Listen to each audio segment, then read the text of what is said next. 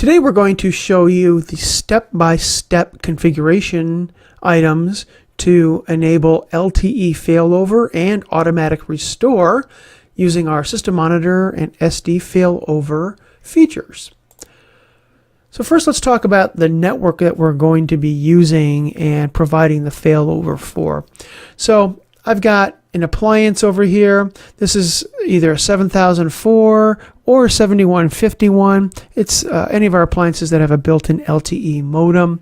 I've got my laptop, some kind of internet connection, and then I've got a tunnel that I built all the way to my demo server in Zurich, Switzerland. So I've got a demo server that's running a virtual instance of the IpTL in a VMware environment, and it basically gives me internet access out of Switzerland. But if that tunnel path goes down or I can't get out to the internet, then we're going to have it automatically switch to LTE, rebuild the tunnel, and put us back onto that network. And then when it comes back, we're going to tear down the LTE and go back to our primary path.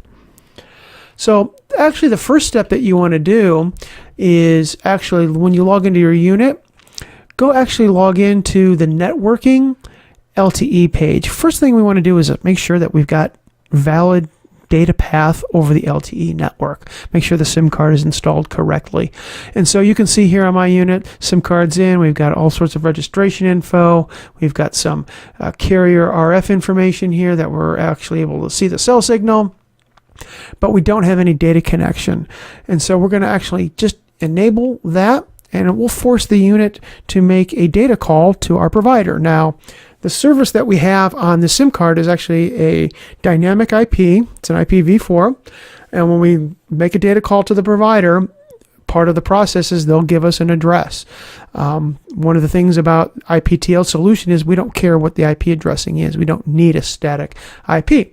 And so you see here we got an IP address and all is good. So we're going to go ahead and disable that because SystemMonitor will actually turn that on and turn that off based on different failover. But now that we know that that works, we can be assured of using that. So to set up SystemMonitor, go to FlexPath. And the first item that will come up here is called SystemMonitor. Now you can see I already have some profiles and some tests. I preset this up ahead of time just to show you how it works and show you what we're going to build up to, and then we'll tear this down and we'll go step by step of how to get back to this point so you can do that for yourself. So we're running in the pass state, so we have a test and some criteria. We have three states. We have pass, fail, and clear.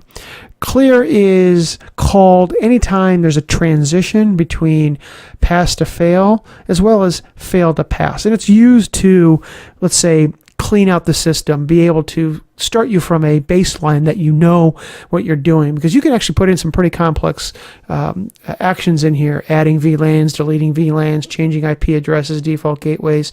And so the clear profile gives you an ability to start from zero so you know what you're doing. But in this case, it's a pretty basic failover, more of an internet failover than anything. And so we don't need the clear profile at all. We have a pass profile. This is when everything's normal, and we just call the disable the 4G link. We need it on. But if we get into a failover event, then we'll call the 4G. And so I'm going to show you how that works now by actually just clicking force fail. This will administratively put the unit into a failure mode as if the failure occurred. So you can use that to check your configurations and your rules. And one of the neat things is you can look up this stats button here, and it really will tell you what SystemMonitor is thinking as far as its logic, as far as calling different profiles and what it thinks the network looks like. So I'm going to just simply press the force fail button, and I'll bring this back up. You'll see this immediately goes into force fail mode. The 4G immediately came up. Now I have a ping window going on that is going to drop out and then show it being reestablished once the LTE comes up and we're running over that path. So it just timed out. And after a couple seconds, it'll come right back up without any changes, and we'll be connected back to the Switzerland demo server without any changes to my applications or my network or anything. Just a blip in the data, and we're back to everything being normal, except it's over the LTE interface. So now I'm going to actually clear that force, and we're just going to reverse out everything that we did. So you can see, even before I could get the window open, it's already recognized a pass condition. And we're going to go now back to the disabled 4G. So we're going to go over our normal internet path. We're going to see a couple dropouts here, maybe one or two, and then we'll see the pings come back up, and we'll be back over our normal path, and there we are. So let us go through this step by step so that you can do this for yourself. So I'm going to go ahead and delete the profiles and delete the test. I've got to disable it first, so I'm going to update that. And this will get it back to a condition that you would see if you were first going into setting up your system monitor. So the first thing you do is got to create a test. So we're going to call this LTE Failover 1. We can call it whatever we want, and that's going to be our test environment, and that is what we're going to use to be able to create the failover. Next thing you want to do is create at least two profiles. One is a pass, one is a fail. So we're going to call this pass all good, and we're going to call the next one fail all bad. If we were going to set up a clear profile because we wanted to do some networking transitions, we could create that here. Clear reset, and we would be able to then call that down here as the clear profile, but we don't need that in this particular case. So we're just going to get rid of that. Now we need to add some actions or rules to that profile. So let's start off actually with the fail condition. What do we want to have happen when it is in a failure condition? And what we want to do is we want to enable the 4G so that the tunnel will automatically go over that path. And so let's go down and find the rule that says enable 4G. So there we are. And we want to make sure to put that on the failure profile. Click enable 4G, and we'll add that to this profile. So now if there's a failure situation, it's going to enable the 4G. Now, if we're not in a failure situation, we're going to do the pass all good. What do we want to do? We want to disable the 4G. We don't want that running all the time, using up our valuable data. So we're going to click disable 4G, make sure that it's on our pass profile, and select disable 4G. So now we've got, if everything's passed, 4G is turned off. If it's bad or failure, 4G is turned on. So now that we've got that set up, let's go ahead and actually configure our test. So first of all, we want to enable the test. We're going to use for this ICMP, which is just pings.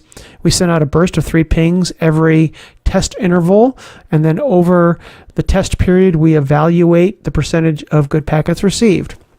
We can also do HTTP, so checking actual websites, and do some tunnel checking as well. Some of those are advanced and can be found in our Doc Central at iptechnologylabs.com to get some further detail on those. But we're going to go just a basic ICMP ping, and we're going to say, let's check every second. So we're going to send 3 packets every second, but we're going to evaluate over 10 seconds. So that means we're going to send out 30 packets, and then we're going to evaluate those 30 packets. And so I'm going to say 90% of those packets were in a good state. That means we received 27 out of 30. So you're always going to get some network loss sometime somewhere.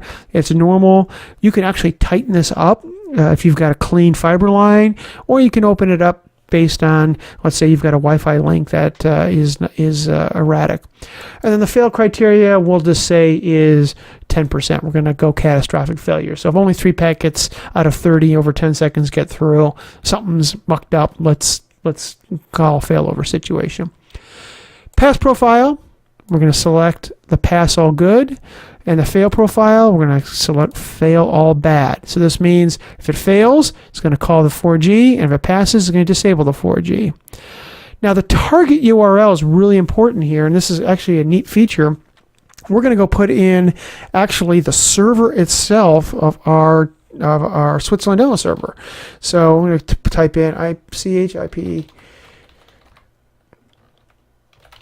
and this is important because a lot of failover solutions will just check the next hop or just check to see if you have internet, which is fine if you're surfing, but if you're actually trying to connect remote devices to your applications or to your head end, you want to make sure you can get to your head end or to those applications. You don't necessarily care about the internet.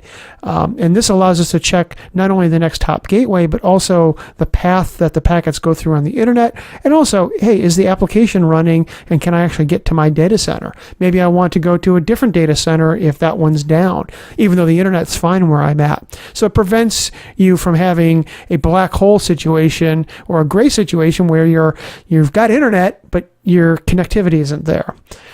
So we're going to put that in there, and we can put an IP address or the domain name. We'll figure out automatically what the real IP is and substitute that in for the check. And then the next hop gets filled in. That's just our next hop on our network here. We're checking that as the path to send the packets out to make sure that the link is up or down. And so once we hit update test, it goes into a startup mode where it is evaluating and checking everything out, and we'll go into a pass mode. And now we're in a pass mode, and it thinks it's disabled the link and it's all happy. And we can see here from my pings to our to Google DNS through the Switzerland server. So we're going from my laptop in the US through the tunnel to Switzerland, out to Google DNS and back again. And we're just watching how that works here, and everything's happy. And now I'm going to create a failure situation by force fail. And we're going to go then see what the pings do in this particular state. They should drop out. We see the 4G uplink is kicking in. We're going to see this link drop and then come back up. And then the pings will come again, only they will be going over the LTE interface. So usually about 3 to 5 seconds. In the failure mode to bring up the LTE, get established, and then come back online. And now we are back as if nothing happened. And then I'm going to go clear that. And again, same situation. It's going to drop the link, go tear down the LTE. The tunnel will reestablish over the normal path, and we'll see those pings come back again. Again, no changes to my application, no changes to the network, no changes to DHCP or re-registration or anything like that. Just a little blip, and you're back in business one way or the other. Now, that's it. That's all you need to do a basic LTE failover. One thing you always have to remember to do after all of your hard work is save your config. You don't want to lose all of your work when you do a reboot. But that is it. There are certainly other features and capabilities of SystemMonitor, including email alerts, different system rules that allow you to really modify the network based on a failover condition and be able to really integrate and tailor your failover so that it absolutely meets your business and risk requirements. And that is all for setting up SystemMonitor and LTE failover and restore. Thank you.